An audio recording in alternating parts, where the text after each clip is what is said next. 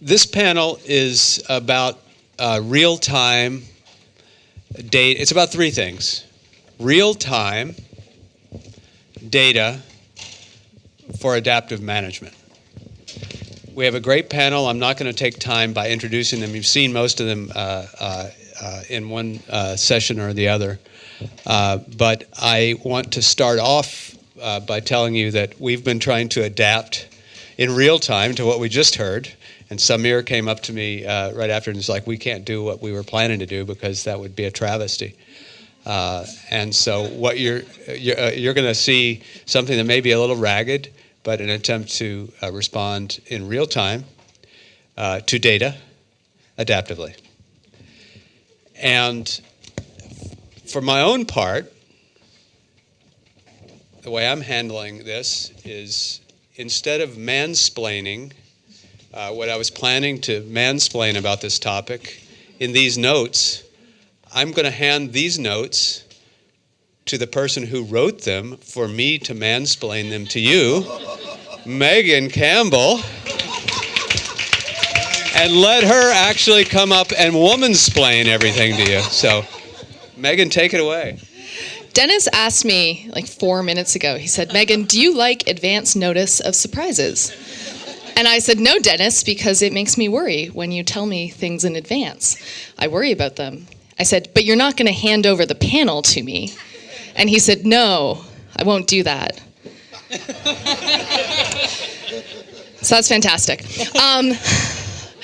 I'm going to do the classic moderator trick, and I'm going to say two things and then get out of the way, which is where this came from. One of the reasons to do this panel is that Feedback Labs, one of the things we try to do is participate in research that can help drive the discourse forward. And so we, as a consortium with ODI and IDS and funded by USAID and Reboot, have been researching this question of, okay, we have data and we have the ability more and more to collect it in real time. What does that mean for our ability to manage adaptively? And so we wanted to bring to you some of the things that we were learning, but really what we wanted to do was talk about that because it's just in a free-form way, because we've got a lot of people with a lot of interesting opinions on that. So really I was only going to tell you one thing. That was one thing. I don't even remember what the second thing was, so we're going to go with that. And because I wasn't part of the conversation of how we were going to blow up this panel and the talking notes, which are now useless to me, I'm going to hand it over to Samir.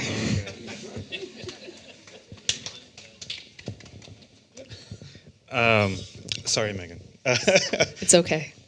So I kind of want to just respect and witness a kind of change in what I saw in the conference, and especially in that last session, and pay a lot of respect to that last session, which I think was very courageous.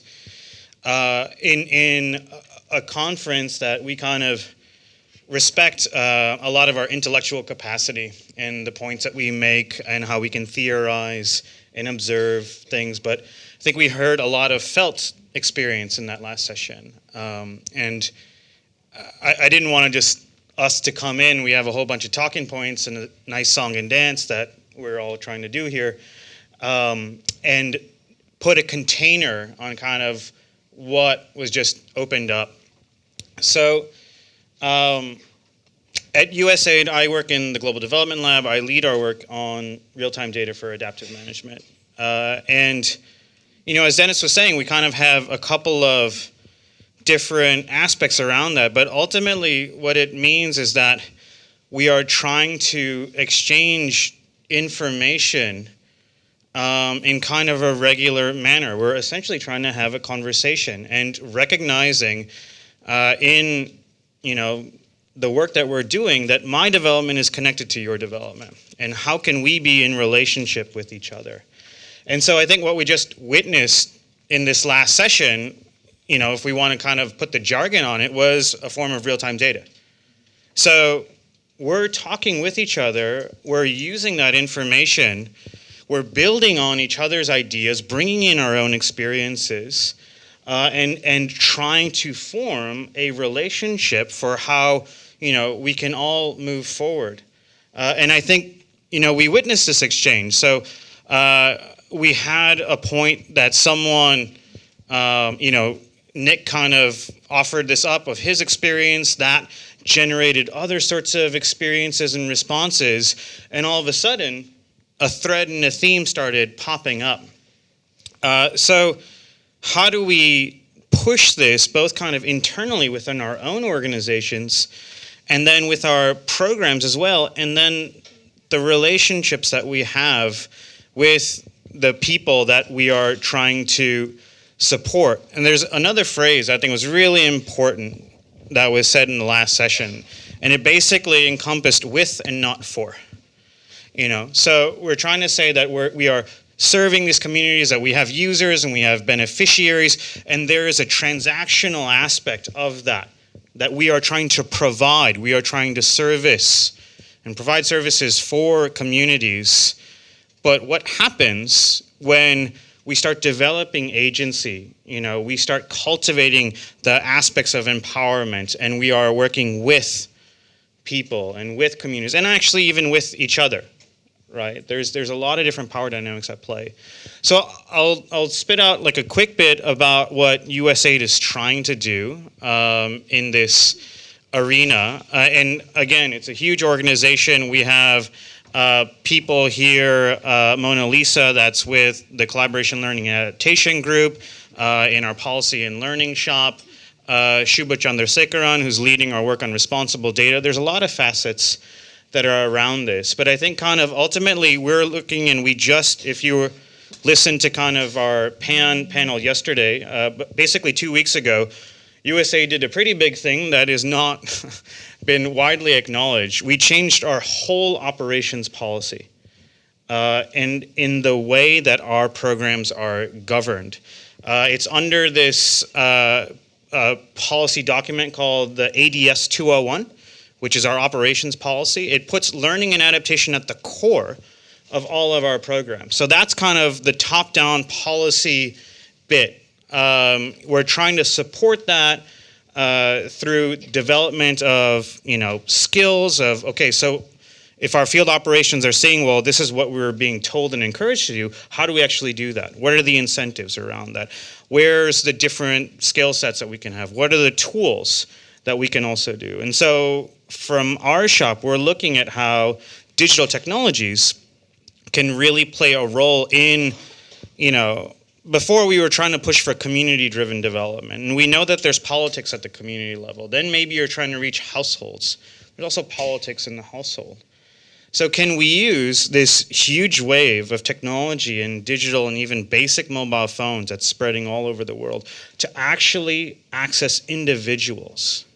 And I think that is a really big thing. There's a whole load of politics, there's a whole load of aspects around that, but having feedback that connects with that, I think, could be really exciting. And I think there's a bunch of other examples that we're also going to hear from on that. So I think that's a good tee-up question, which is, can we? And maybe people want to speak to, one of the things we found in the preliminary research we've done is yeah, we can, but most people aren't still. There's all this data, and we can use it to reach people. We can use it to have a conversation. We can use it to really question, what are we doing? Not just how are we delivering services, but what are we doing? Are we doing the right thing, and have a conversation about that? But very few people are actually doing that, are actually delivering on that promise. So seemingly, so far, what do you guys think? Is that an accurate representation, or is that? I'll jump in here. I think that for us, I work for an implementing agency, Mercy Corps, and we've had to learn that it's about sometimes looking outside of the data system to actually understand what's being used and what that means for the quality of our programs, and for not just making tactical shifts, but also making strategic shifts in the way that we work. So that's all the wonky stuff. But really, what does it come down to? It's about the people and the relationships that surround that data system. So the example that I was going to talk about is actually taking everyone to South and Central Syria, where our programs are not allowed to operate anymore directly within the country. So we have to work through partners who sometimes work through other partners who then reach down to the beneficiary level. So that creating feedback is actually really difficult. And we've created a data platform. You can go on the internet and see a map and see reports. And people get really excited about these maps. But this team is actually really effective at being driven by partners and responding to partners and thinking strategically with partners. And the reason that is because of the people who are on the team, and because their remit, the first thing that they did when they weren't allowed to be within the country is they said, we are partnership driven, first and foremost. We listen to our partners. Sometimes even to a fault, they weren't even willing to give strategic guidance at first. So I think that it was actually that framework that allowed a lot of the analysis that comes through real-time data to actually be useful for decision-making. And that decision-making doesn't feed in through the platform. It feeds in through the conversations that people have on the side and the relationships they build, because a map on the internet and a report helps our team have a better understanding of context. So I think, it's people, and then having the right people who are then willing to engage with information about context. And I think that's the power of the system. So real-time data, it can feed in both ways through digital technology, but in reality, that it's the conversation that flows both ways that comes as a result of people having a common platform for discussion and understanding each other. To build on that, you used two words there at the end, people and willing. And in our experience, adaptive management is much more important than the real-time data piece of it. And the answer of can we do this or will we do this comes down to people and willingness. So is there incentive at management layers? Are people encouraged to acknowledge failure, which is behind the idea that you would adapt? If no one can ever accept or failure is highly disincentivized, you can have all the data in the world, but people aren't going to talk about it or have the conversation to make the change. There's also sort of the resourcing question that goes into this. It can be more resource intensive to be adaptive, and sometimes that space is not there. To give one example of sort of how incentives can get in the way in this, we were working with an unnamed but major UN agency who recognized from a leadership level that their massive data division needed to evolve and be the sort of source of learning and adaptive management for the organization. But it turned out there's several hundred positions in that group that are currently focused on doing household survey data collection every year. So the need to be adaptive directly threatened several hundred people's jobs. And so the mandate to change data practices got stopped by, call it the bureaucracy and the self-preservation of many positions. So if we want to actually get there, I think we need to start more with what are the problems we're trying to solve at the organizational level, what would it take to be adaptive, and then we get to the real-time data piece and think about where it comes in. From the city perspective, certainly I run into municipalities like mine in Cambridge all the time, where the only reason data is being leveraged is to continue to bias the outcome. And so I think cities in particular have to be incredibly aware of that impetus. Policymakers, the elected officials who control cities, have to be incredibly aware that sometimes that's how data is coming across. I want to tell a quick story about authenticity. It's totally unrelated to the city. It says Nimblebot up there under my name. Our first gig as Nimblebot was to do data collection with the MTV Music Video Awards live at the most controversial awards. We didn't know it was going to be the most controversial. We were just told, stay tuned for this time in the schedule and tell us what happens on Twitter. And we took a very broad look at all the data coming in. And lo and behold, Kanye West takes a microphone from Taylor Swift and says, I'm going to let you finish, but Beyonce had one of the best albums of the year. And Twitter went nuts. Now, if we're talking about authenticity, the event was staged. Our data collection was highly biased. Their feedback and the ability for them to make good decisions based on that data was biased. And lo and behold, each successive year they did that stunt, they got less out of it. Not to mention the fact that we now have Donald Trump and many others playing this game of shock jock as hard as you can in order to get as much exposure, irrespective of the quality of that exposure or the quality of the discussion. So So both on the city side and on the mass media side, what I'm trying to say is it takes an incredible amount of rapport and an incredible amount of respect for the data and the process to actually drive the things that you three have been talking about. I don't think it's a coincidence that that moment of authenticity happened halfway through the second day of a very intensive process. Which I think raises the question of investment, right? And investment in processes. So we have one of the researchers involved in this research is working with Peta Jakarta in Indonesia, and they're an app, and they help the city understand where flooding is happening, both through real-time data coming in from Twitter, people mentioning the word flood, and then they have to go and verify, was that in the context of an actual flood, or did someone just like comment on a flood of tears because their life was very sad at that moment. So there's all this, and they cross-reference it with a lot of data. I think sometimes when we think about data in general, but also especially real-time data, like we're like, oh, look at all this mass of information we have. Like, this is great. We can use it for decisions. But sometimes you can just use that mass of data for decisions, but if you want to make good decisions, if you want to make decisions that aren't biased in ways that you don't understand, if you want to verify, if you want to cross-reference with stationary data that exists in a book somewhere, like all of that takes levels of investment to be able to make different kinds of decisions, right? So what are the hallmarks of teams and people you've seen who are willing to invest in 2-day intensive processes to get to aha moments, or, taking data that is biased and in certain ways and making it into authentic insights that can actually be used for good decisions?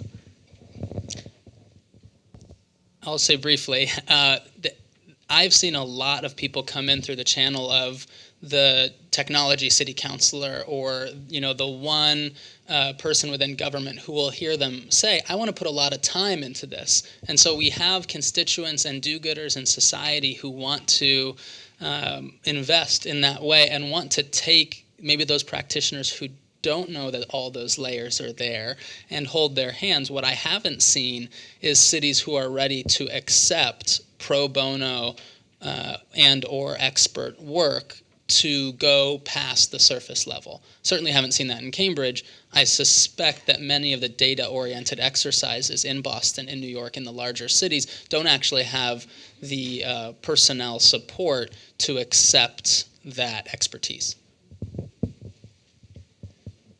Well, so taking it to the context that I was thinking about with Syria, we have a team of 5+ people, full-time employed, to do what is technically speaking security analysis, but really what they provide is political economy analysis, strategic thinking, contextual understanding, an entire set of information that allows their team to be critical thinking with partners, and really push the agenda forward in ways that we haven't seen before. Talking about things like the war economy. Aid agencies typically have trouble doing things. But when it comes down to the investment, I actually have a quote here from this team's boss's boss. So it's the regional director for the Middle East, and he said, they're a quirky bunch. I like them a lot. They've had space to be their globby geniuses. Then he went on to say something about how they were really smart but couldn't tie their shoes. But this is a full-time team of 5+ people. They've got a whole data platform, and this is something that's taken them 2 years to develop. And the reason that they were able to do that is because they had management cover for that, and management was willing to invest in that experiment. And I think that that's something that really varies by the type of organization that you work for. So when we talk about replicating this within an organization like Mercy Corps, we've had to say, we don't need this in all contexts. The Syrian conflict has been going on for 6 years. So now we had the time. We had the time and the space to develop it, and it was really important for our team to do that. But not every organization can do that. Another quote from the team is, OCHA could do this, but we can afford to be wrong. So I think it matters for different types of institutions, and I think that that's one of the things that us as a sector really struggles with, and comes back to what you were talking about. When we run into bureaucracies and fears of risks, even identifying the resources to invest in these things can be difficult.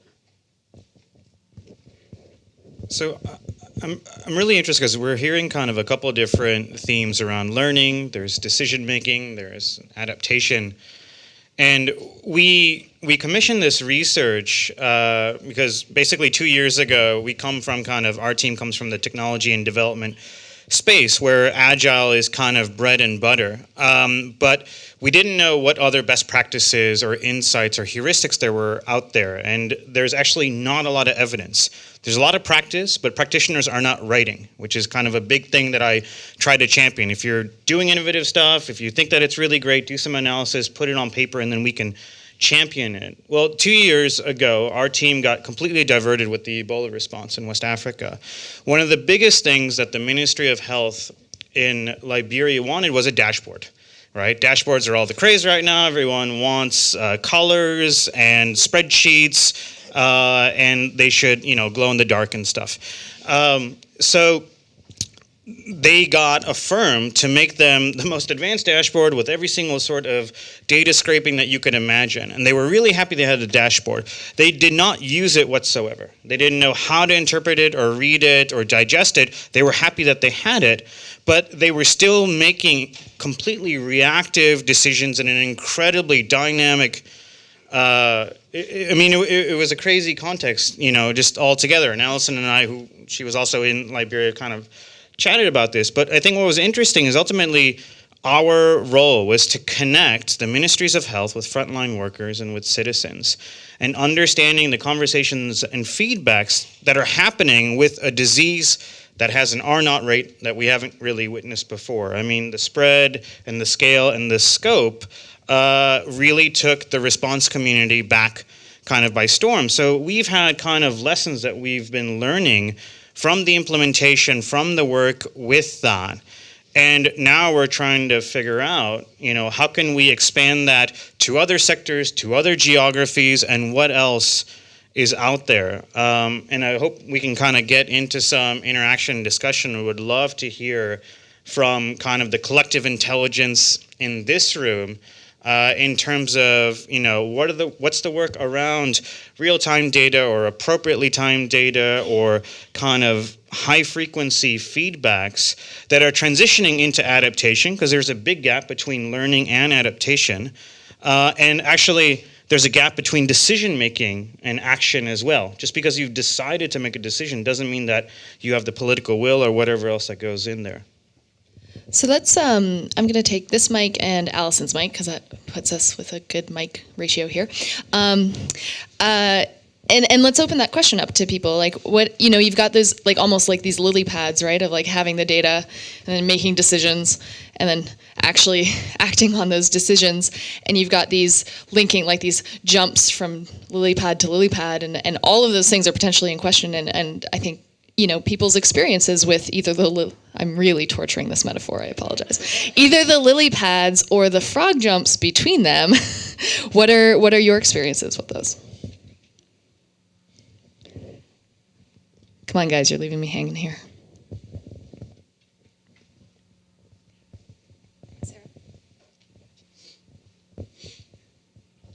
Thanks. So I think one of the things that scares me about the word real time, or the phrase real time data, is more data. The concept of more data being collected. And those who attended my session, I'm very concerned about that clinician who has to work overtime to make sure that all the boxes are checked. So I really think that feedback and continuous or quicker feedback can play a huge role in alleviating the real-time data burden. And I will stop using jargon after that, but I see it as a way to give better pulse checks. But so many times we build technology tools that have a lot of fancy visualizations, and they're great. I can say this, I work for a technology organization that builds fantastic visualizations, but we're not actually showing people what they need. And that's because we're not asking people what they need. So there's definitely, it starts at this power dynamic of, okay, when we're building an Ebola dashboard, what information do you need? Are we starting there? Or are we starting, what data is available? Let's build a dashboard around that data that's available. And if they're not using it, well, it's wrong. Something happened. So I think it starts with shifting where we actually start a program and where we start a tool. Just want to say a huge +1 for that, and I think it goes to, people look at a dashboard and we hear these stories and they think of it as an end of itself, but a dashboard should ultimately be means to an end. Data is not an end. Producing data is not an end. It should only be a means, and we forget that all of the time, and partly it's our process and our orientation. I want to co-sign that as well as another person who kind of in that space, and the way I would, from where I sit, extend that a little bit is not just to say what information do you need, but what question are you trying to answer? I mean, I think the session that you had this morning with Carrie about problem framing here is really important in terms of setting up that conversation such that when you do eventually get to the point of having the visualization on the dashboard, it's going to be geared towards the question that you actually care about, not the information that you think you're interested in at the onset. I wanted to say, I think it's really important to ask, what is the question you're trying to answer? I think it's really important not to take data you have and gear things around that, but to actually ask, what are we collecting? Notwithstanding that, I think the research that says, what does the data that we have say about other correlated factors is also really interesting. And so Deb Roy in the Media Lab or a whole host of other people who are trying to say, what's the stream of data on Twitter through the fire hose telling us about violence in this area, or about, in particular, violence against women in a specific part of India. I think that's super interesting to the extent that it bears out, because it provides us the data we need from the scraps that we have. And I don't know that conversation gets as much as exposure as it deserves, nor does that research get as much funding as I'd like. We'll go Josh and then over here.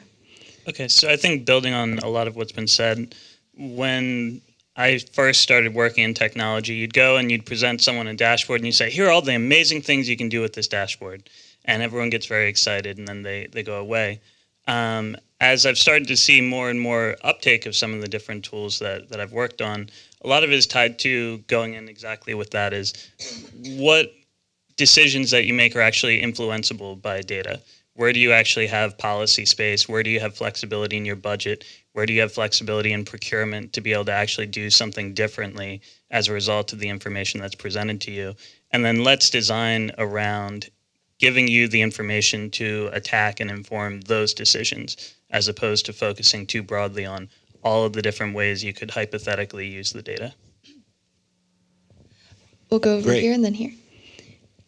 Nick Demeter, before I ask my question or make my comment, are there any aid procurement officers in the room? No? Good. Samir, close your ears. With regards to dashboards, I write proposals for a living, so I can tell you everyone wants them, and they want them to be hot, and they want them to do all the things they want them to do. I won't go into details, but I wrote one for a mission not long ago, and it turned out that they actually had the system already, and they just weren't using it.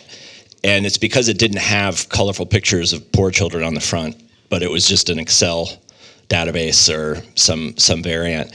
So knowing this, I'm trying to, from the contractors and the NGOs who are trying to raise money to support their programs and do good things, they're being compliant. They're being told to provide such and such, so that's what they're going to do. So part of it is with contracting, and I think USAID with PPL and some of the other bureaus, policy planning and learning, are working on missions to try to educate them on how to ask for what they want. But it's also about an appreciation for data. You have to have that first. There's a story in a book I can't remember I read this summer about a school district that had some fancy dashboard that every student could have a profile, and you could see everything they learned or didn't learn or whatever. And they found out that 98% of the teachers didn't use it. And the school district ended up going back and working with the teachers with sticky notes and, put them in a room and made them to look at the data by hand. And after that, they develop the appreciation to have the fancy dashboard. So whenever you hear someone say, I want a dashboard, make sure they have an appreciation for the basics first. Otherwise, you're just adding to the problem. We're going to go here, and then I've got one last question to wrap us up. Yeah.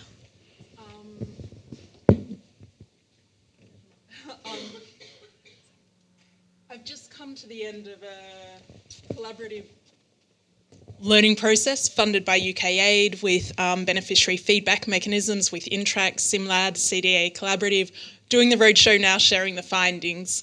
And one question that always comes up is, what's the value for money? Can you prove this contribute to objectives?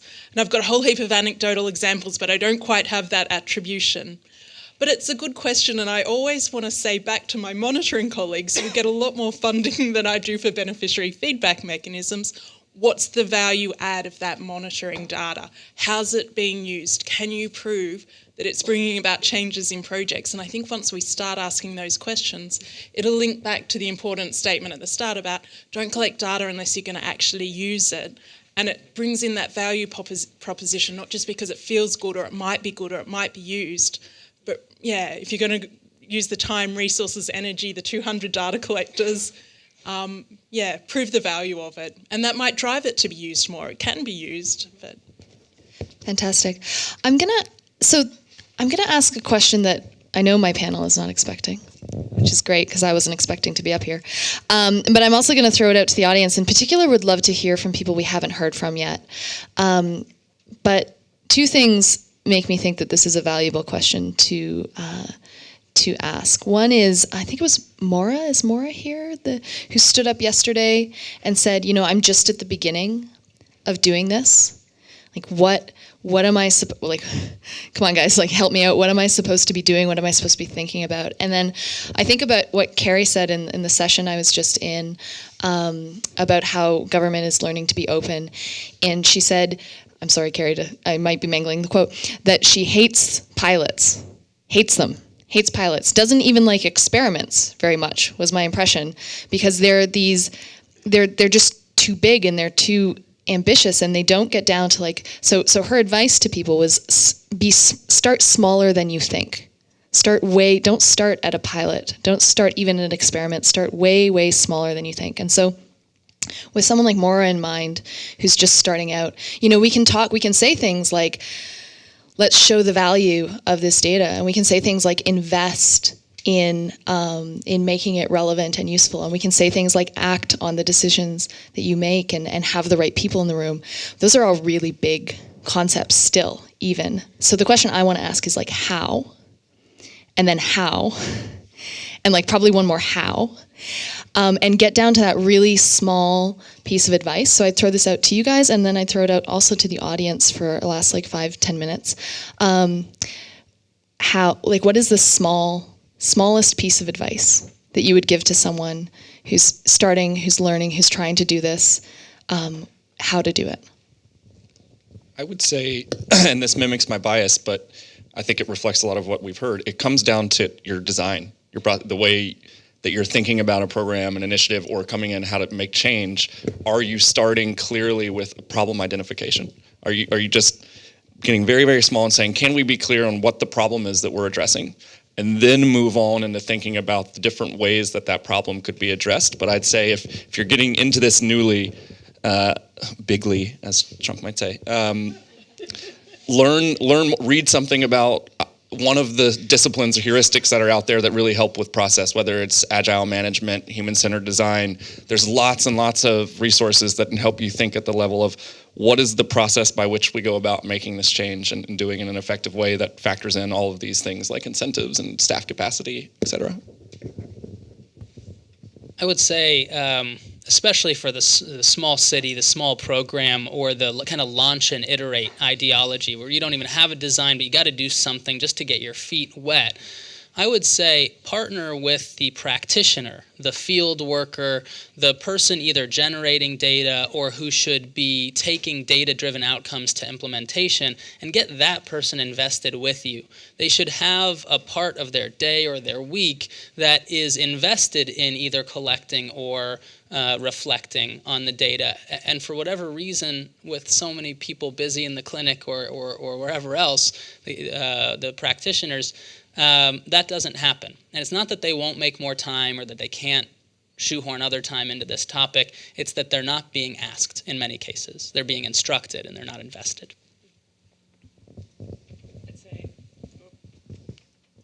Got it. I'd say two things. First, the how on the people piece. I would say it's recruitment and motivation, and two things under motivation. One is jokes, and the other one is birthday songs. Every highly motivated team that I work with. That is the best piece of advice I've ever heard. It's true. I mean, the team that I'm talking about, they have this absolutely silly song that they play every time somebody has a birthday. You know, it's like "Happy Birthday, Johnny," and it's like sung by a mouse or something. And it's those types of things when people, you know, come around the campfire, they joke with each other, they have a little bit of space. That's when they start building relationships. Then the other thing I think is we need to continue to develop a bigger evidence base around this. And I think that a lot of times when we think about real-time data, we think about like quantitative analysis, but understanding how this data gets used often has to do with much more qualitative ways of understanding problems. So I think things like outcomes harvesting or those types of things. And I'm looking at Mona over here from USAID because we're working now on a learning network about how do we create more evidence about why this is useful so that we can invest more back in the systems and the people.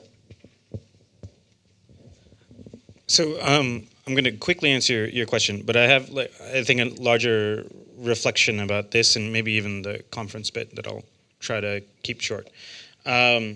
So I would plus one on kind of the aspect of problem framing, but it's really understanding your context, right? So if you have to get in the field, just make sure that you have some sort of relationship and a felt experience with the issues that you're trying to address. I wanted to kind of come back to some of the value proposition and procurement sort of language, and even this whole aspect of closing the loop. And adaptive management in general. And I guess one worry that I have is that a lot of this language is really focusing on programs, right? And so it comes back to the services that we are trying to deliver.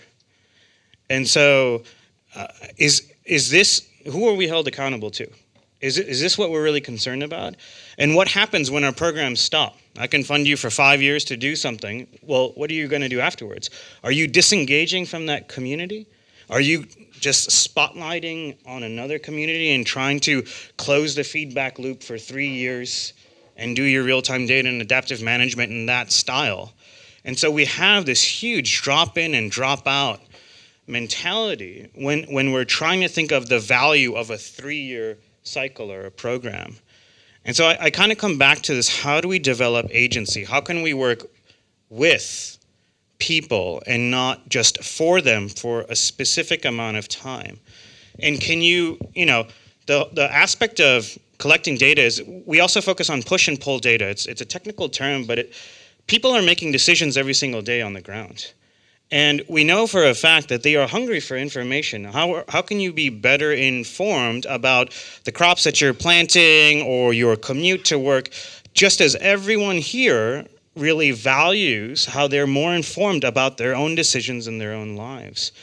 And so how can we create agency and give that access to open up for people to be more informed about their own lives, have more agency, and then start tweaking at this behavior change element, but so that they are autonomous and independent in those decisions versus reliant on the funding chain and on a huge apparatus of service delivery. You know, are we actually increasing dependency for these communities through this sort of approach? I'm not going to answer that question. But I think it's a great question to end on. Do you like what I did there? No, but seriously, I think the session that we're going into is really about what do we want to want to collectively work on in the next 6 months. Like what is that? What is that? And that could be, the low-hanging fruit of, oh, well, I want to be able to make my programs better. And that's fine. That can be part of, our collective agenda for action. But I think if we can keep questions like that in the back of our mind, of really how do we bring better agency, how do we put something other than just like our 3-year program at the center of a feedback loop, is such an important question. And I think in the next about 45 minutes to an hour, we're going to get to ask what do we want to do. And I think if we can keep that vision in mind, so not just what do we want to do for ourselves or organizations, but what do we want to do to really put something more vital, more powerful at the center of the feedback loops that we close, and what does it take to then work on that together for 6 months? I think that would be a really great framing to go into the next session with. So with that, I am first of all going to thank everyone for sitting up here and for being willing to kind of respond to what they felt in the room in particular and go with it and adapt and really try to bring in more authentic points than the talking points we had all prepared at our desks. So thank you guys.